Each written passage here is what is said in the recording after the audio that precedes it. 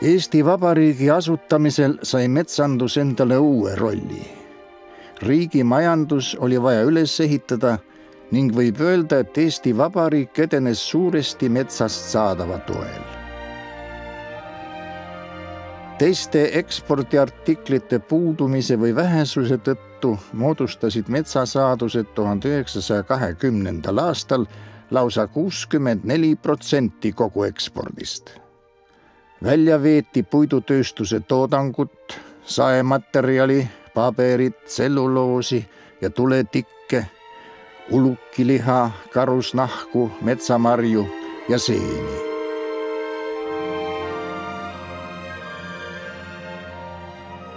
Põhilise osa ümarpuidust ja saematerjalidest eksporditi Inglismaale, Hollandisse ja Saksamaale.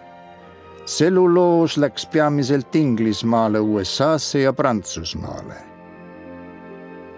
Metsa toel upitati Eesti riik jalule ning aidati järjele. Maaseadus lõi aluse riigi metsandusele, kuid nappis vajalike metsaalaste teadmistega inimesi. 1920. aastal avati Tartu Ülikooli põllumajandusteaduskonnas metsaosakond ning Tihemetsas asutati Voltveti metsakool.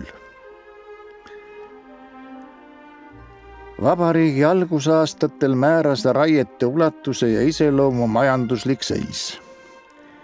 1918. aasta küttekriisi tõttu moodustati raiete korraldamiseks Tööstus- ja Kaubandusministeeriumi juures kütteainete keskkomitee.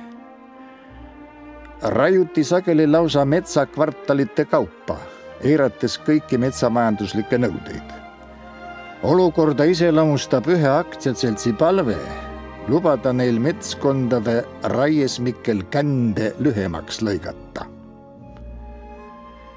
Kütmiseks ja loomadele allapanuks tarvitatavat turvast lõigati käsitsi. Riigi maid sai turbalõikuseks rentida. Eelistatud olid turbaühisused, kuna neilt oli hõlpsam korda nõuda. Eesti iseseisvumise järel moodustati hulgaliselt asundustalusid, kus oli puudu karjamaadest. Seetõttu karjatati loomi tihtipeale kodulähedastes metsades. Riigimetsas loomade karjatamiseks tuli metskonnast võtta karjatamispilet.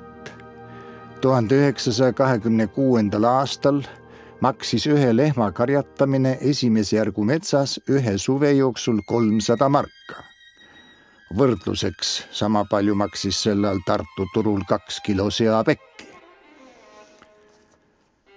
Aastatel 1922 kuni 1940 tehti mitmeid suuri erakorralisi raieid valuuta hankimiseks.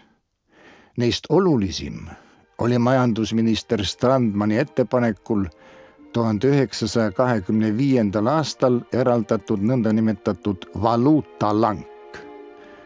Oksjonile lasti 6600 hektarit parimat metsa kuni 10 hektari suuruste lankidena.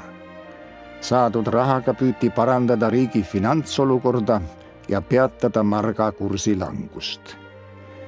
Ehkki müüa õnnestus vaid pool sellest metsast, stabiliseerus riigi olukord ja mark päästeti. Eesti Vabariik andis lisaks kodumaisele metsaharidusele meile vaheldusrikka maastiku põllumaade ja metsatukkadega, kuid erinevad kriisid vähendasid oluliselt metsaasust. Esimese Eesti Vabariigi lõpuaastatel oli see tolleaegse hindamismetoodika järgi 20% ringis.